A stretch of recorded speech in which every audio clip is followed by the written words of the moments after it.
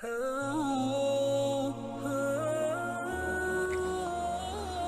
बुखारी की एक रिवायत आज बयान कर रहा हूँ। सही बुखारी की हदीस नंबर 1442।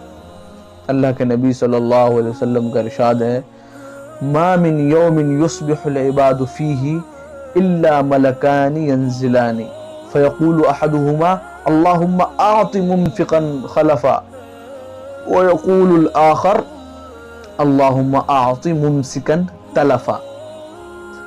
ये बुखारी की रिवायत है जिसमें अल्लाह के नबी सल्लल्लाहु अलैहि वसल्लम ने इरशाद फरमाया है कि हर सुबह दो फरिश्ते नाजिल होते हैं। उनमें से एक ये कहता है कि ए अल्लाह, खर्च करने वाले को और ज़्यादा जो है बढ़ा दीजिए, यानी खर्च करने वाले की दौलत में इजाफ़ा फरमा दीजिए। व यक़ूलुल आख़र अल्लाहुम्मा आति मुमसिकन तलफ़ा, और दूसरा फरिश्ता कहता है कि अल्लाह जो खर्च ना करे उसके बाद जितना कुछ है वो भी ज़ाया कर दे। असल में अरबी में जो ये अनफ़क़ा का लफ्ज़ है, इसके माने होते हैं खर्च करना, तो ये निकला है नफ़क़ से। इसके माने होते हैं सुरंग।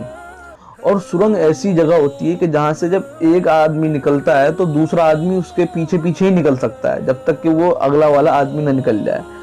तो इसमें यही माने छुपे हुए हैं अनफ़क़ा यानी खर्च करने के सिलसिले में, कि जब आपके पास अगर कुछ है, अगर आप उसे खर्च करते हैं तो जब आप उसे खर्च करेंगे तभी जो है उसके बाद दोबारा जो है आएगा।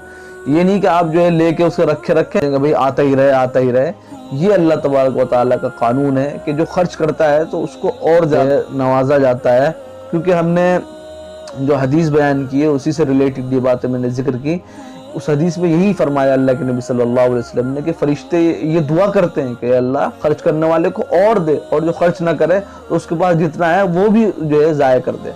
तो इस वजह से खर्च करने की जो है अहमियत इससे मालूम होती है। जो है सब लोगों को चाहिए कि वो खर्च करें। तो खर्च करने की फजीलत के सिलसिले में इस हदीस को पेश नज़र रखनी चाहिए, और हर खर्च करने वाले को ये उम्मीद रखनी चाहिए कि अगर हम खर्च करेंगे तो अल्लाह ताला उसका बदला देगा।